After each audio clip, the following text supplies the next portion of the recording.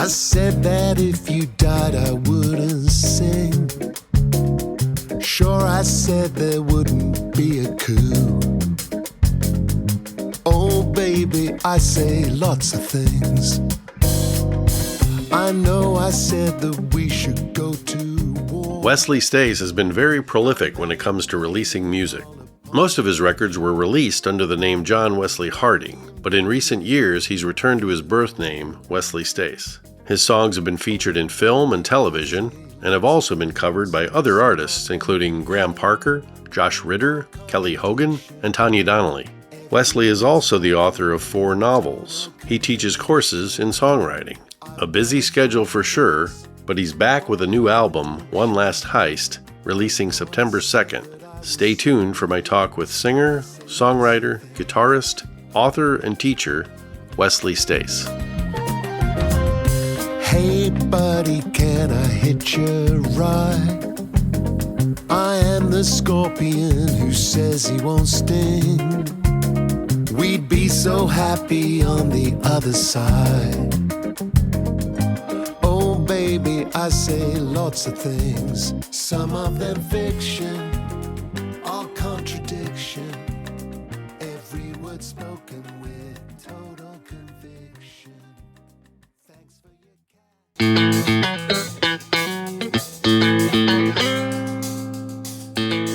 Welcome to Frets with DJ Fey, the place to hear great music and interviews with fantastic musicians.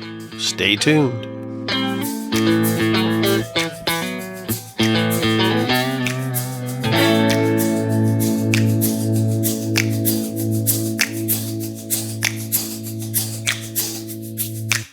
Wesley Stace, thanks so much for doing this today. Oh, that's absolutely no problem whatsoever. And where are you calling from? I'm in Edinburgh. I thought so. I was told that. I was there, my last time there many, many years ago. I was 19 years old and loved it. Went to England, Wales, and Scotland and stayed in Edinburgh. And it was beautiful from what I remember, but I'm way overdue for a return trip there. Well, yeah, it's a beautiful city, maybe one of the great cities in the world to walk around. And it's a particularly excellent food city. And also in August, we have the magnificent festival going on here. And I love to come during that time. Yeah, good time to be there. Well, I always like to go back in time and hear about people's early life. You were born in Southeast England? That's right. Yeah, I'm from Hastings, 1066, Battle of Hastings. And when we lost to the French. And it's on this, it's pretty close to France. And it's, when I was growing up there, it was a rather down at heel seaside town. And now it's a very vibrant artistic community where you're liable to, go to an artisanal tequila tasting and stuff like that. Nice. Whereas when I was growing up, it was the murder capital of England. Wow. Because there were a lot of drugs coming in off the coast. But I grew up in a really pretty genteel environment. My family had a tea shop and my father was a teacher of Latin and Greek at public school. And my mother was a singer who taught voice to people. So that's the kind of environment I grew up in. But it should also be said that I was away at school a lot. And the key bits I was away for was like 13 to 18 when I was in Canterbury. And then after that, when I was in Cambridge. So there's a lot of time spent away as well. It sounds like music was very present in the Stace home. I mean, your mother was a singer. It absolutely was. And my sisters, both of them, were really into singing and dance.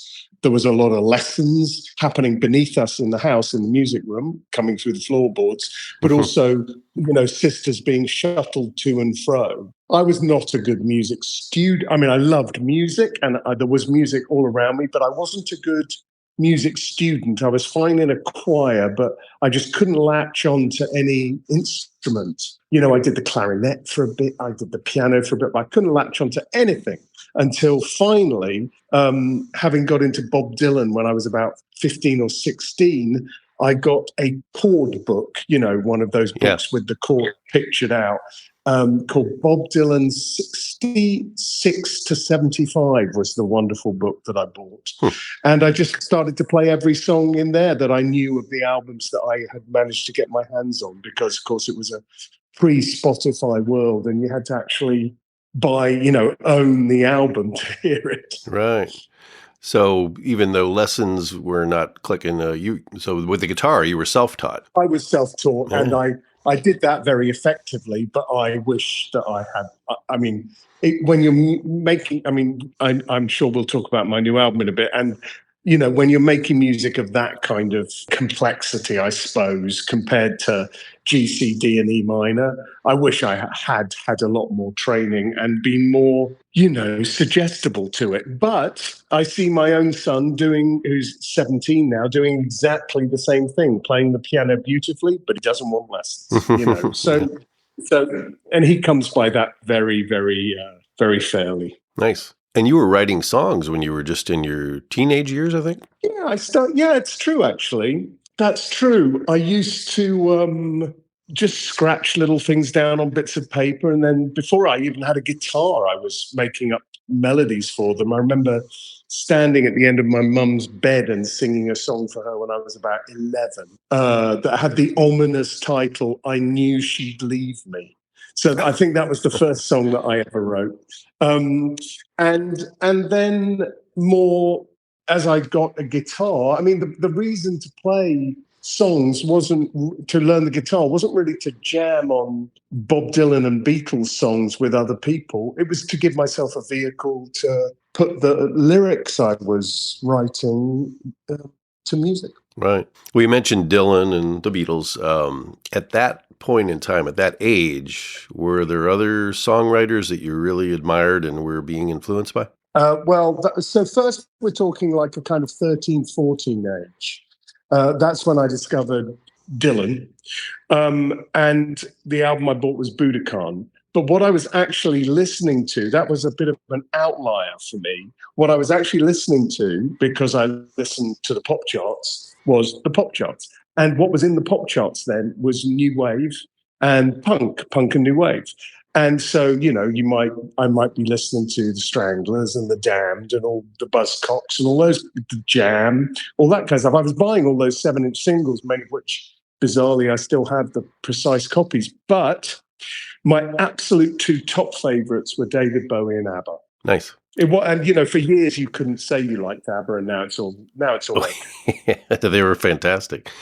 Yeah, same with the Bee Gees, really. I loved them then too, but it took me years before I found out they actually had a pre-disco career at all. I had no idea. Yes, right. Yeah, I was the same way. I think a lot of people discovered them when they were huge in disco, but then the documentary on them is fascinating. But they were great. Oh yeah. Stay tuned. We'll be right back.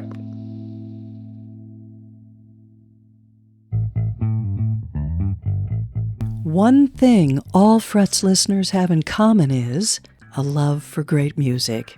You can find music of all genres at Euclid Records, with stores in St. Louis and New Orleans, both very cool spaces filled with vinyl, CDs, cassettes, and 45s. Chances are good you'll find what you need.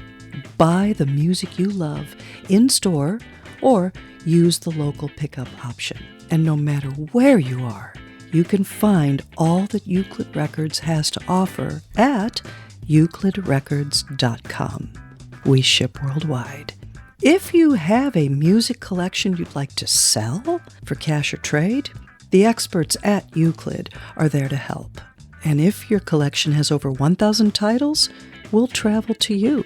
How's that sound?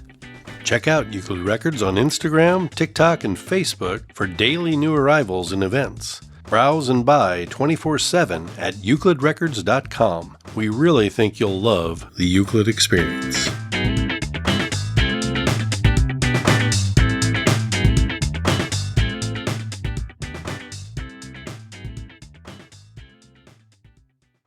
Well, do you remember the first time you shared or performed one of your songs for either a person or a group of people? Well, apart from that mother situation, I did perform at open mics in Hastings. There was a very dull man called Martin who ruled these with a rod of iron.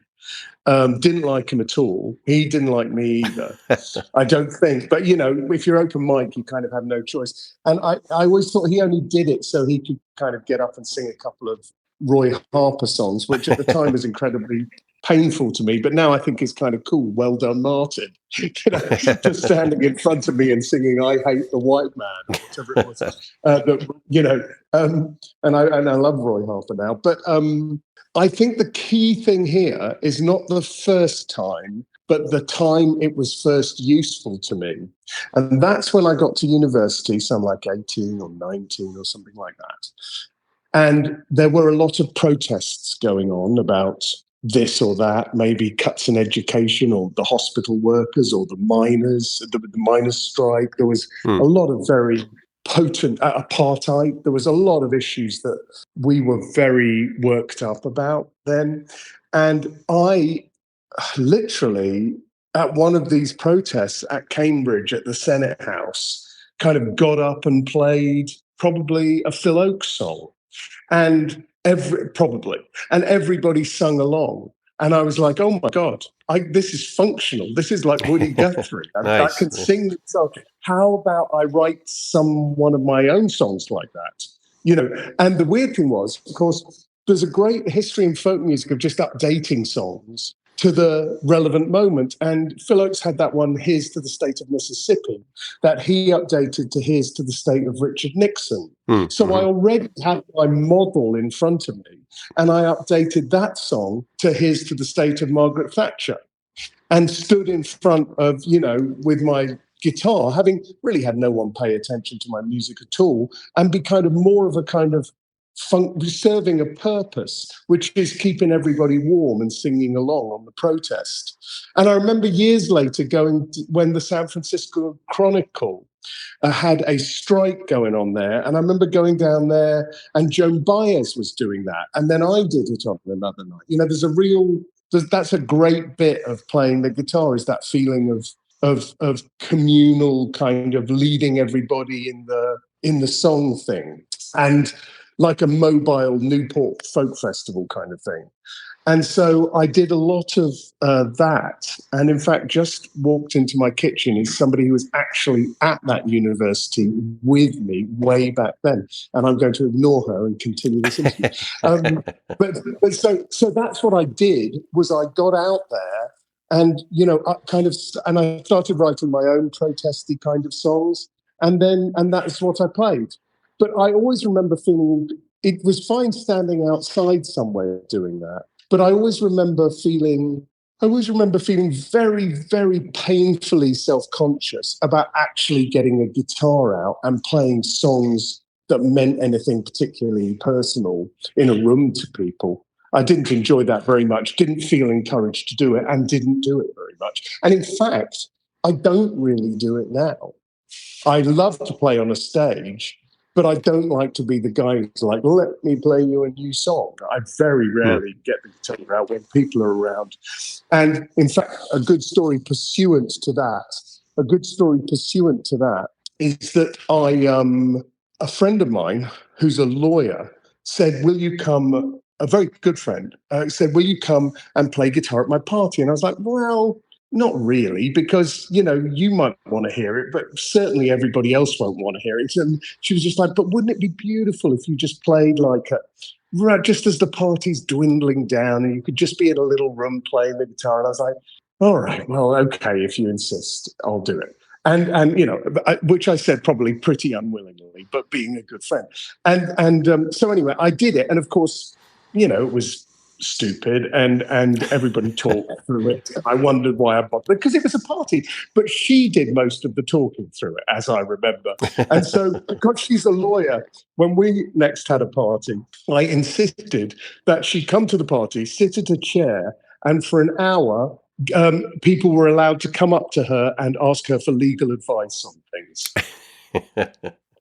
Because it's the same thing. Right. It's the work that I do, and not everybody necessarily wants to do that thing when they're relaxing. Right. But I am making another point, which is also that I feel self-conscious about doing that. Well, then that was probably motivating you to get into a studio and record things instead of being in front of an audience. Well, no, I was always happy being in front of an actual audience who wanted to pay attention to me. That was good.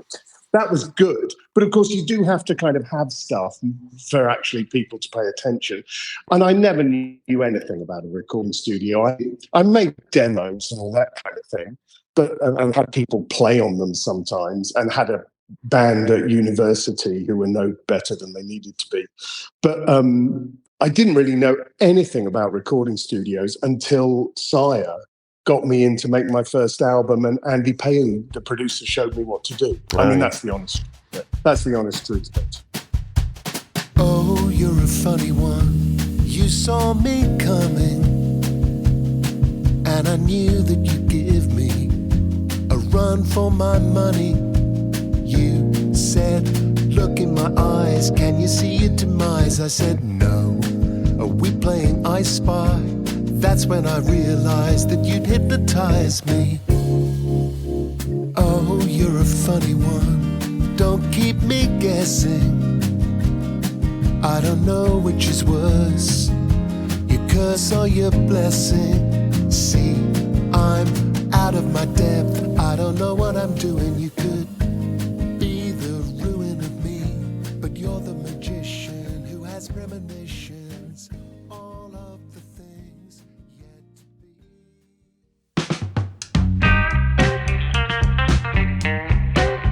be. Hey, quick reminder to check out Frets with DJ Fey on YouTube. Subscribe for free and you'll find extras like shorts and videos featuring live performances of Frets guests. Subscribing really does help keep the podcast going. And did I mention? It's free. Now, back to the show.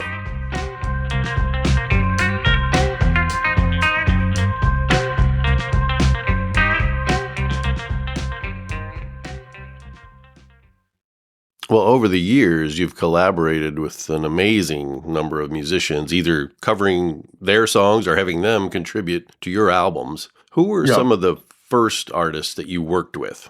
Well, the first artist who never ever said anything kind of nice about me in the press, which I was always very grateful for, was Chris Difford of Squeeze. When I came to America on my first album, it was like I was a kid in a candy store. So I got in touch with Peter Case and asked if he'd like to write a song with me. I asked him to come and play guitar on my first album. On the second album, I asked Ronnie Blakely to do the same, and Elizabeth Barraclough. And that is really the key to my tastes and what I wanted those albums to kind of be like. It's kind of a cross between the kind of the rootsier of the punky, the rootsier of the kind of folky, modern folky stuff, and the pop music, and the kind of 70s singer-songwriter thing that you might associate Ronnie Blakely and Elizabeth Barraclough with. Also, Victoria Williams was on those albums. Barry Goldberg, who played with Dylan. It was incredible that I could reach out to these people, and perhaps because they met me and liked me, or perhaps because I was on a major label or whatever, I've no idea. But everybody was very friendly and stuff got done. And then over the years, I've just, got to play with lots of people. Very lucky to have had the Jayhawks say yes to making an album with me, and the Decemberists, and the -5. And that's kind of a way to make records, is just find a band whose sound you like and have fun making the record with them. And then there's, of course, lots of, wonderful musicians like Springsteen and Roseanne Cash and Lou Reed. And I'm, very lucky to kind of sing duets with them. Right. And how does that happen? I don't know. I suppose you just ask. Yeah. or it just happens. It just happens. Springsteen comes to see me live at McCabe's. I go, hey, you're at the show. You want to play one of your songs that you know anyway? And he's like, yeah, sure. I love that. Yeah, Peter Case was just on the show not too long ago. He was great, and talked about his live album at McCabe's. So yeah, McCabe's is great. Whenever I get out to LA, I try to hit McCabe's. Where are you? I'm in St. Louis, so I'm right in the Midwest. I have a brother in LA, so, I get to... Now, did you know I played in St. Louis recently? I was unable to go, and I Right. really, Okay, really good. regret I'm that. just glad you know. I played there in a wonderful little theatre for a fantastic guy who was kind enough to reach out and ask me if I wanted to do it, and I will do it again. Good. And the name of the theatre is escaping me right now, but that's just because I'm in Edinburgh and my mind's not normal. Gaslight, Victory, it's something beautiful. It's a beautiful theatre. Yeah, because I do remember seeing the promos, and I think we were out of town or Right. something. You're forgiven. Yeah. Well, you moved to the States. You moved to the United States several decades ago, back in, I think, around early 90s, 1991. Yeah, that's exactly right. What prompted you to move? And I have to wonder, just to be honest, what's your feeling about living here now? Well, I just became a citizen, actually, about a year ago. And my feeling is that after 35 years, I should be able to protest with a clear conscience. Yes. And also to have my vote count. I mean, I've raised 2 children here who are 20 and 17. And they are American, obviously, but they have British passports and they feel American. And I kind of feel British, but on the other hand, America's in a kind of a pretty dark place, I think, at the moment. And with any luck, it won't be forever. Yeah, well, music will maybe change some of that, I hope. So, well, there's one can only create what one can. But, there's a couple of protest songs, I suppose one would call them, on the new album. And that is a thread throughout most of my work. Well, your songs have been featured in films and television as well, and your songs have been covered by many bands and artists. The Good Liar was a great collection of your songs by many, many great people. And I think the proceeds went to this organization. Was it Sweet Relief, the organization? That's right. I mean, that was. It's very nice for you to say, and I mean, it is. It's terrific, but. The key thing about that album was when COVID came down, we were kind of all looking for projects, if you like. Right. And because I was looking for a project, somebody online said on Facebook, on my feed, said, I always wanted to hear Graham Parker sing The Devil in Me. And I was like, oh, yeah, that would be great. Graham Parker singing The Devil in Me. And then because I was kind of having a COVID, let's think of something to do, I was like, who else would people like to hear sing what? And the funny thing is that a lot of the people who are at my site kind of like the people whose music I like, and some of those people are my friends. And so I was suddenly like, why don't I just ask Graham Parker if he'll do The Devil in Me? Why don't I ask Tanya Donelly if she'll do this? Why, and some people started suggesting some other stuff. And everybody had a bit of time on their hands. And I think Roseanne Cash was happy to do I'm Wrong About Everything. And everybody it was really it was a very DIY thing. And it was very nice. I mean, in a sense, I created my own tribute album, but there's no shame in that. No. I think Van Morrison did the same, actually. Yeah, it's a great collection. I love that album. Thank you. Hey, I want to talk about Plug. Plug makes it easy for you to purchase the personal technology you need at 40 to 70% off retail pricing. What can you get from Plug? Certified pre-owned devices including iPhones, Androids, AirPods, Macs, smartwatches, accessories, and more. I originally didn't even want an Apple Watch, but I got one from Plug and I love it. I wear it every day. Your purchase is backed by their unmatched 1-year warranty and 30-day money-back guarantee. One more very cool thing, Plug is dedicated to helping reduce e-waste around the globe. To date, Plug has helped save over 1 million devices from reaching landfills, and they're looking to double that number by 2025. Link to Plug Tech from the show notes, and check out all the great deals and savings on certified pre-owned devices. Plug Electronics. Check it out.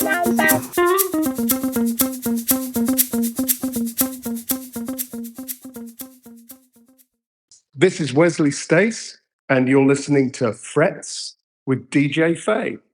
Well, if we have a little time, I'd love to hear about the Cabinet of Wonders. For the listeners, how would you describe that?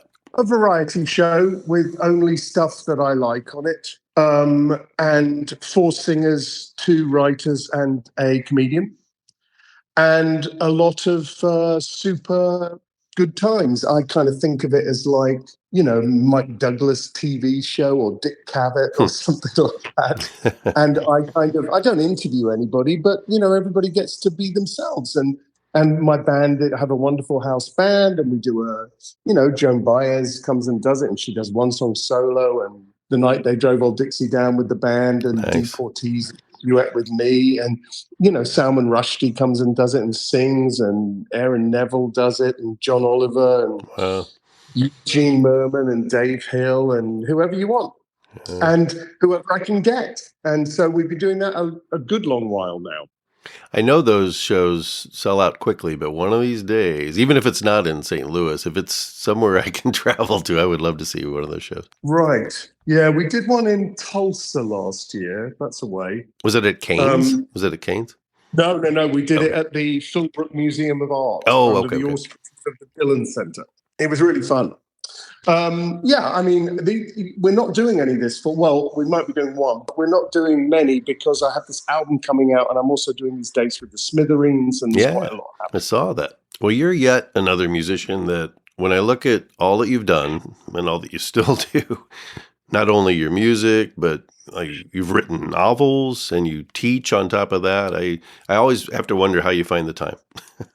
Oh my God. I mean, it's so interesting you say that, because to me, I feel I dick around a lot.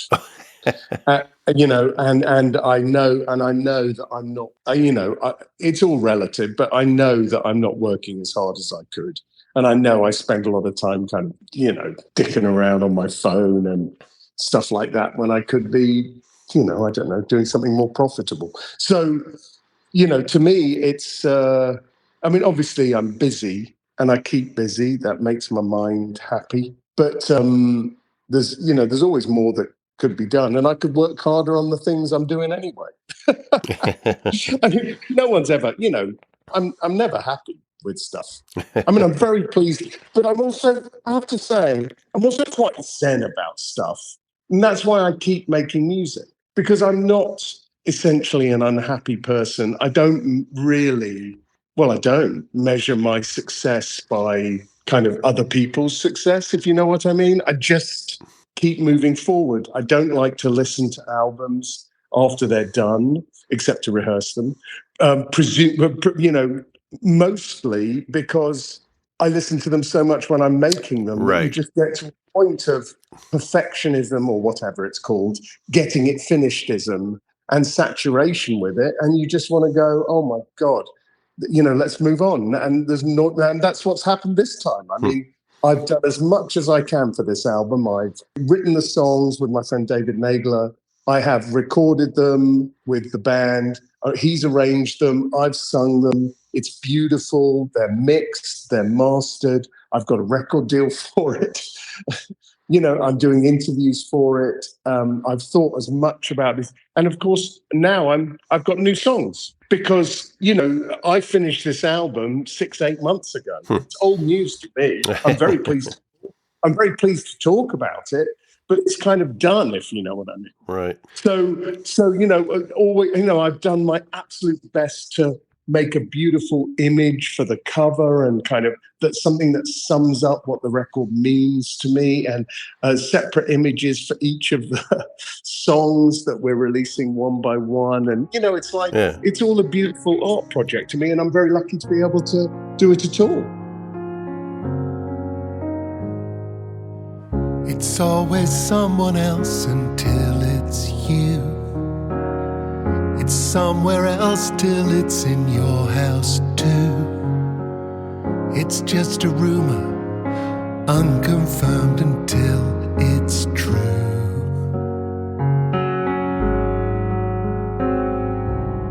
There's someone else's kids until they're yours.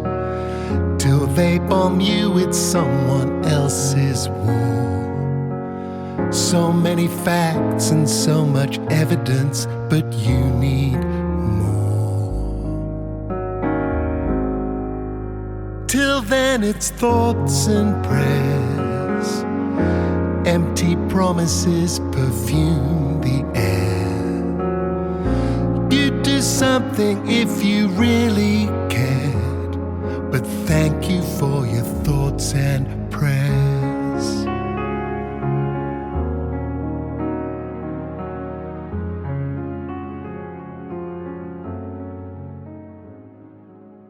You're shocked it happened yet again today.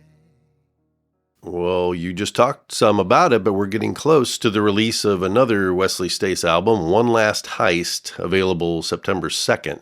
It was recorded in the BOK building, which I know just a little about, but wasn't that like a big vocational school? Yeah, and in fact, in Philly, BOK could be right, but in Philly, everybody calls it the Bok. Bach, okay.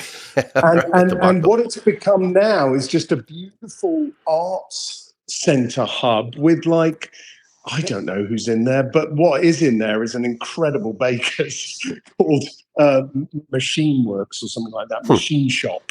Incredible makers of incredibly great bread and patisseries and that kind of thing. Wow. And also, recording studios, blah, blah, blah, like everything. Potters, artist studios, some on sale, some not. It's just great.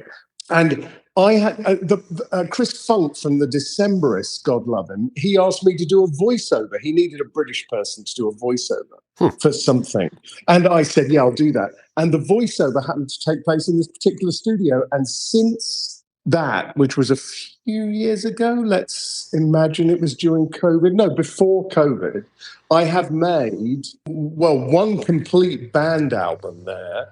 And if you can believe this, 13 album-length solo acoustic recordings. Wow.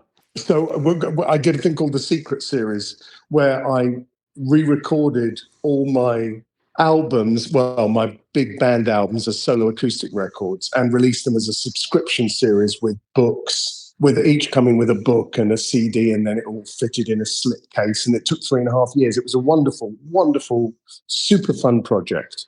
And I did all of those there. So I've made a lot of music with this guy, Peter Rydberg. He's fantastic. And he engineered and mixed the new album with me. Well, it's a very soulful, smooth, swinging record. It sounds like Philly soul. I love it. Well, it's very interesting you say that. And the most Philly soul song I've ever recorded was actually a song on my last album, Late Style, called Do Nothing If You Can, which, if you haven't heard that one, I recommend, which really came out of me and David Nagler, my collaborator, being obsessed with Love TKO by Teddy Pendergrass, the site of whose horrible accident I drive past every day in Philadelphia for many years when I took my kids to school. So there's been a lot of thinking about Teddy Pendergrass over the years. What actually is, of course, the Philly soul music, it's all fantastic. But what has actually been more influential on this particular record is Philly music, but not necessarily, Gamble and Huff. It's been the Philly Hammond organ players. And Philly is an incredible cradle of Hammond organ. The greats, Jimmy Smith, Jimmy McGriff, Shirley Scott. Jimmy McGriff was a policeman in Philly. Shirley Scott, and my favorite, Charles Earland. I'm not actually quite sure how you say his name, Earland, Earland, I'm not quite sure. But anyway, he's my favorite. And what's hot, it's not like my record's got a lot of Hammond organ all over it. But what that really got me into was the rhythm sections, the grooves. Sometimes it's the organist playing the pedals themselves and just a drummer. Other times it's, a bass and drums. And there's another player who isn't from Philly called Johnny Hammond, and he has a bunch of records throughout on Blue Note. And the ones I'm interested on are on Kudu, which is Creed Taylor's pop label after CTI, which all the Grover Washington hits were on, and Esther Phillips, What a Difference a Day Makes. And I love those records. And the Johnny Hammond records feature a lot of singer-songwriter stuff. Peace Train by Cat Stevens, Wild Horses by the Stones, I Don't Know How to Love Him by Andrew Lloyd Webber. Those are all on incredible album called Wild Horses Rock Steady, Wow. which is only called Wild Horses Rock Steady because it has both Wild Horses and Rock Steady. Right. And so, great album title. And when you listen to that, it makes me think, sure, so why don't we start there for my folk rock instead of waiting for somebody else to do a jazz cover of it? And then that makes me think, Mose Allison, what was he but a clever white boy singer-songwriter? Randy Newman, very jazzy. Mm-hmm. Lyle Lovett, fully conversant with those structures. Joni Mitchell, I mean, an incredible meeting with jazz at certain points in her career, and not just the obvious places as well. And so it just made me think, I want to do that. That's what I listen to. Let's push it in that direction. And the last album and this album are the results of that, and the results of me just going, I want to make music that I would listen to in my kitchen while I'm cooking. It's that simple. That's the entire reason for the album. Well, it's a really great album. I was fortunate to hear it before the release, but listeners, you'll be able to get One Last Heist by Wesley Stace on September 2nd on vinyl, CD, or digital download. So that's coming up real soon. That's true. And also, if they're listening, I don't know how soon they get to hear this, but there are 3 tracks already released on, all the major streaming services, which is the title track, One Last Heist, a funny little cooking love song called A Funny One, and a bit of a protest song called I Say Lots of Things. So there are 3 out there ready to be heard. All right. Well, it's all coming up. Well, Wesley, thank you so much for doing this. It's been great, and I really appreciate it. I hope you come either to St. Louis or somewhere near St. Louis soon. So. Yeah, I am going to come back there because I loved that theatre and I want to do that again. We had a nice little sandwich next door and the whole event was incredibly happy and friendly and fun. Well, thanks again and enjoy Edinburgh. Thank you very much. Thanks a lot. Enjoy St. Louis and I'll see you soon. All right. Thanks. Bye-bye. Bye-bye.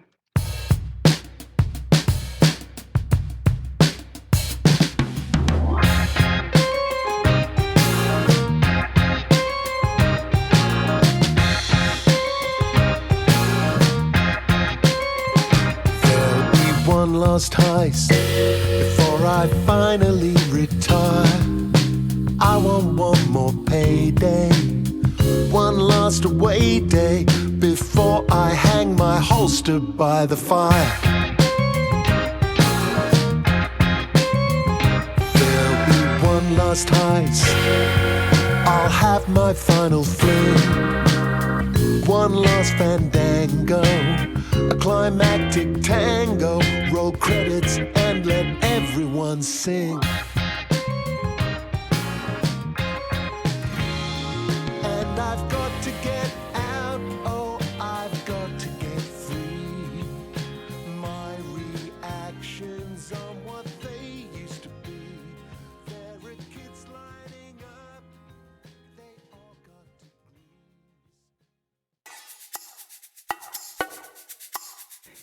Did you dig this chat? Then check out past episodes. Please subscribe, tell 2 friends, and follow Frets on Instagram and YouTube. And leave a glowing review wherever you're hearing this episode.